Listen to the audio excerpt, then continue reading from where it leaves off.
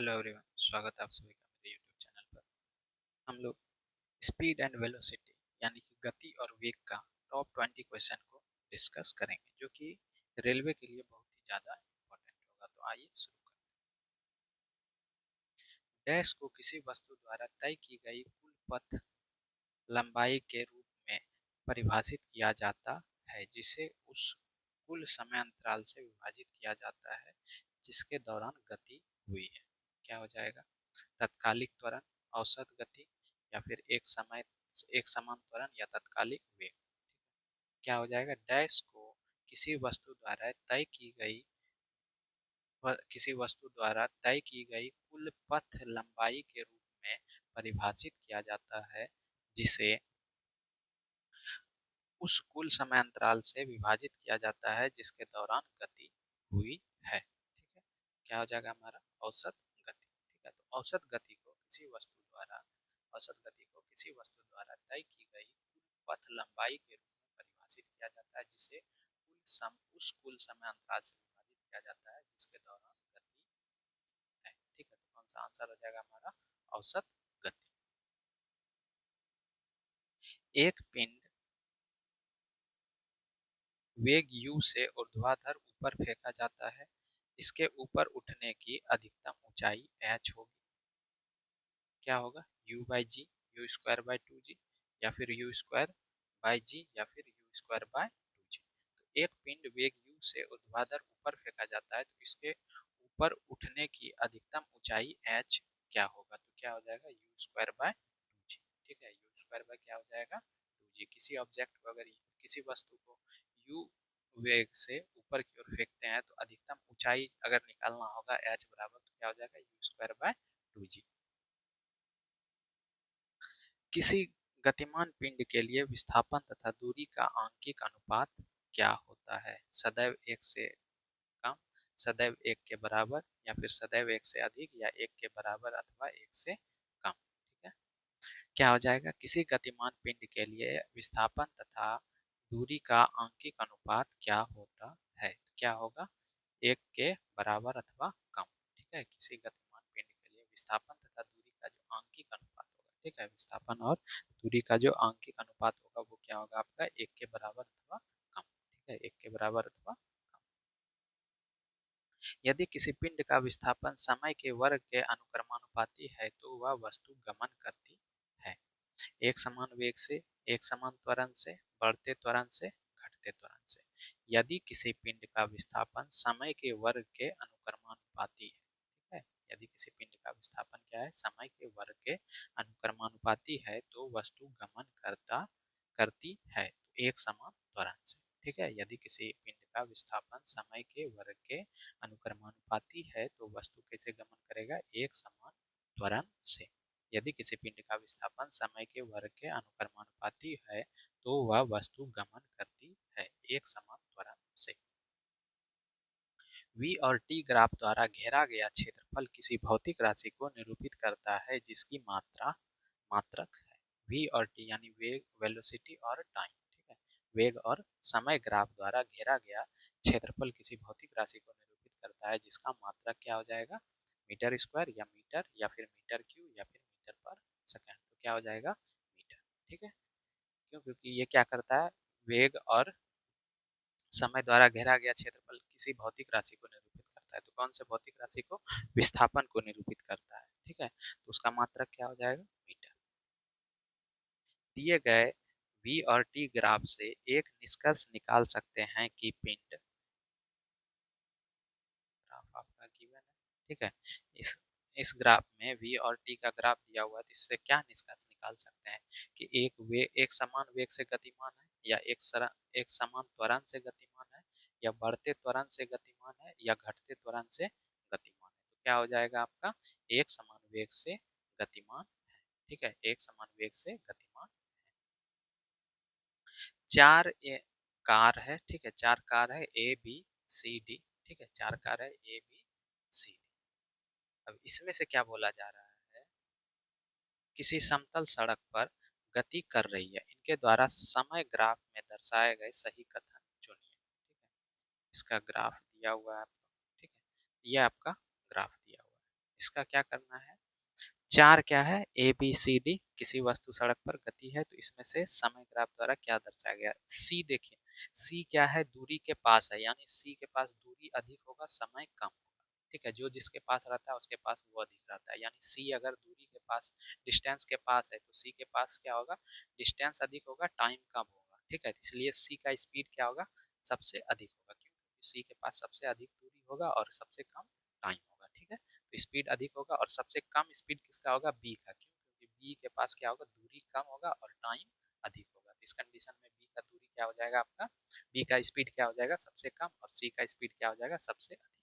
अब कार ए की चाल कार डी से अधिक है, कार ए की चाल कार डी से अधिक है, नहीं है, क्यों? क्योंकि डी का चाल अधिक होगा। ठीक है, डी का चाल अधिक होगा, क्योंकि डी और ए में अगर देखा जाए तो डी क्या है आपका? ऊपर है। ठीक है, दूरी के पास है, दूरी अधिक होगा। डी और ए का तुलना किया जाए तो डी में दूरी अधिक होगा, समय कम होगा, और ए में क्या होगा? दूरी कम होगा, समय अधिक होगा। ठीक है, तो इसलिए डी का चाल अधिक होगा और ए का चाल कम होगा। नेक्स्ट क्या है? कार बी सबसे धीमी है। हाँ, ये सही है, कार बी क्या है? सबसे धीमी है, क्यों? क्योंकि बी के पास क्या है? दूरी कम है और समय अधिक है। नेक्स्ट क्या है? चित्र में कौन सा ग्राफ एक समान गति का सही निरूपण करता है? ठीक है, तो ये आपका ए नंबर हो जाएगा। ठीक है, ये ग्राफ क्या करता है? आपके एक समान गति का सही निरूपण करता है। ठीक है, नीचे दिए गए प्रकरणों में किसमें चली गई दूरी तथा विस्थापन समान होता है? ठीक है, दूरी और विस्थापन बोल रहा है कब समान होगा? यदि कार सीधी सड़क पर गमन कर रही है, यदि कार वृत्ताकार पथ में गमन कर रही है, लोलक इधर उधर गति कर रहा है, या पृथ्वी सूर्य की परिक्रमा कर रही है। तो क्या हो जाएगा? दूरी और विस्थापन कब समान होगा? जब क्या होगा? यदि कार सीधी सड़क पर गमन कर रही है। ठीक है, यदि कार क्या होगा? सीधी सड़क पर गमन कर रही है, तो क्या हो जाएगा? दूरी और विस्थापन समान होगा। सरल रेखीय पथ के अनुदिश त्वरित गति से गतिमान किसी पिंड के लिए नीचे दिए गए कथनों में से कौन सा सही नहीं? एक, इसकी चाल परिवर्तित होती रहती है, इसका वेग सदैव परिवर्तित होता है, यह सदैव पृथ्वी के से दूर जाता है, या फिर इस पर सदैव एक बल कार्य करता है। सरल रेखीय पथ के अनुदिश त्वरित गति से गतिमान किसी पिंड के लिए नीचे दिए गए कथनों में से कौन सा सही नहीं है? तो इसकी चाल परिवर्तित होती रहती है, ये सही है। इसका वेग सदैव परिवर्तित होता है, ये भी सही है। ठीक है, यह सदैव पृथ्वी से दूर जाता है, तो दूर नहीं जाएगा। ठीक है, तो ये आपका गलत हो जाएगा। कोई वस्तु नियत त्वरण के साथ विराम से चलना शुरू करती है। ठीक है, कोई वस्तु क्या है? नियत त्वरण के साथ विराम से चलना शुरू करती है, इसका वेग कितना होगा? सीधे समय के समानुपातिक, या विपरीत समय के समानुपातिक, या फिर विपरीत समय के वर्ग के लिए समानुपातिक, या फिर सीधे वर्ग के समय के लिए समानुपातिक। तो कोई वस्तु नियत त्वरण के साथ विराम से चलना शुरू करती है, इसका वेग कितना होगा? तो क्या हो जाएगा? सीधे समय के किसके क्या हो जाएगा? सीधे समय के समानुपातिक। कोई वस्तु नियत त्वरण के साथ विराम से चलना शुरू करती है, इसका वेग कितना होगा? सीधे समय के समानुपातिक। 2 सेकंड तक त्वरणशील एक कार 1 सेकंड तक त्वरणशील कार से डैश गुनी अधिक दूरी तय करेगी। दोनों ही मामले में कार विरामावस्था से समान त्वरण पर चलती है। 4 गुना, या फिर 3 गुना, या 2 गुना, या 1 गुना। क्या हो जाएगा? 2 सेकंड तक त्वरणशील एक कार 1 सेकंड तक त्वरणशील उसी कार से डैश गुनी अधिक दूरी तय करेगी। दोनों ही मामले में कार विरामावस्था से समान त्वरण पर चलती है, तो कितना हो जाएगा? 4 गुना। ठीक है, 2 सेकंड तक त्वरणशील एक कार 1 सेकंड तक त्वरणशील कार उसी कार से 4 गुनी अधिक दूरी तय करेगा।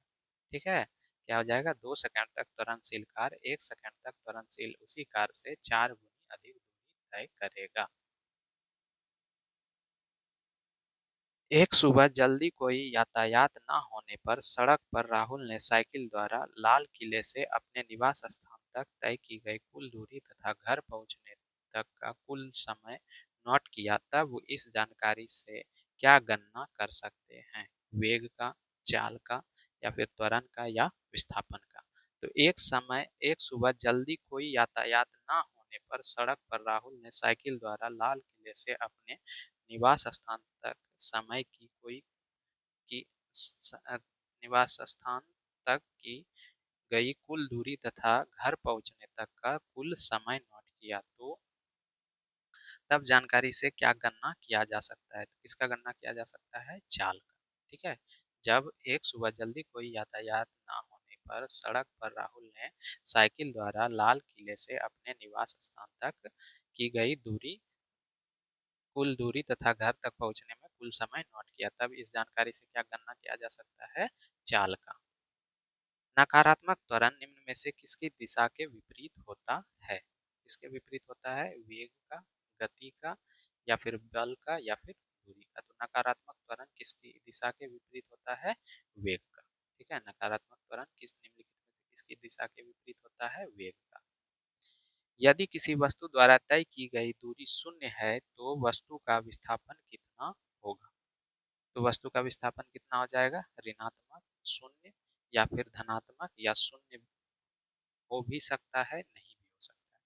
यदि किसी वस्तु द्वारा तय की गई दूरी शून्य है तो वस्तु का विस्थापन क्या होगा? शून्य।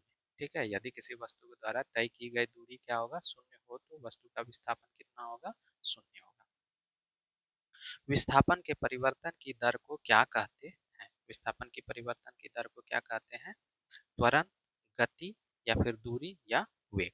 तो विस्थापन के परिवर्तन की दर को क्या कहते हैं? त्वरण। ठीक है। विस्थापन की परिवर्तन के दर को क्या कहते हैं? त्वरण कहते हैं।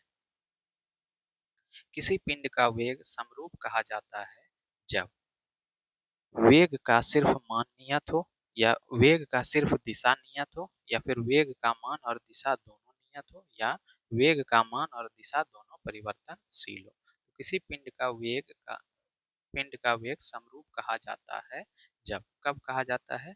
जब क्या होगा? वेग का मान और दिशा दोनों नियत हो। किसी पिंड का वेग समरूप कहा जाता है जब, कब कहा जाता है? वेग का मान और दिशा दोनों नियत हो, तब क्या कहा जाएगा? वेग समरूप है। ठीक है। तो वेग समरूप होने के लिए क्या होना चाहिए? वेग का मान और दिशा दोनों नियत होना चाहिए। तात्कालिक वेग और औसत वेग तब बराबर होता है जब वस्तु में एक समान त्वरण हो, या फिर एक वृत्त में चल रहा हो, या फिर में परिवर्ती त्वरण हो, या फिर में त्वरण शून्य हो। तात्कालिक वेग और औसत वेग तब बराबर होगा जब वस्तु में क्या हो? एक समान त्वरण हो, या एक वृत्ताकार पथ में चल रहा हो, या फिर परिवर्तित त्वरण हो, या फिर शून्य त्वरण। तो क्या हो जाएगा? तात्कालिक वेग और औसत वेग कब बराबर होगा? जब वस्तु में क्या होगा? त्वरण शून्य होगा। ठीक है। तात्कालिक वेग और औसत वेग कब बराबर होगा? जब वस्तु में क्या हो जाएगा? त्वरण शून्य होगा। एक पिंड का विस्थापन समय के समानुपाती पाया जाता है। पिंड का वेग समरूप है, त्वरण समरूप है, वेग शून्य है, या फिर त्वरण ऋणात्मक है। तो किसी पिंड का विस्थापन समय के समानुपाती पाया जाता है। इसका मतलब क्या हुआ? कि पिंड का क्या होगा? वेग समरूप होगा। ठीक है। तो किसी पिंड का विस्थापन समय के समानुपाती पाया जाता है, पिंड का वेग क्या होगा? समरूप है। ठीक है। किसी पिंड का विस्थापन समय के समानुपाती पाया जाता है, पिंड का वेग क्या होगा? समरूप होगा। ठीक है। मुक्तावस्था में गिरते हुए एक पिंड द्वारा तय की गई दूरी समानुपाती होती है पिंड के मात्रा के, गिरने के समय के वर्ग का, ठीक है, या गुरुत्वाकर्षण के कारण त्वरण का, वेग का। तो एक मुक्तावस्था में गिरते हुए एक पिंड द्वारा तय की गई दूरी समानुपाती होता है। तो किसके समानुपाती होता है? गिरने के समय के वर्ग का। ठीक है। मुक्तावस्था में गिरते हुए एक पिंड द्वारा तय की गई दूरी समानुपाती होता है किसका? गिरने के समय के वर्ग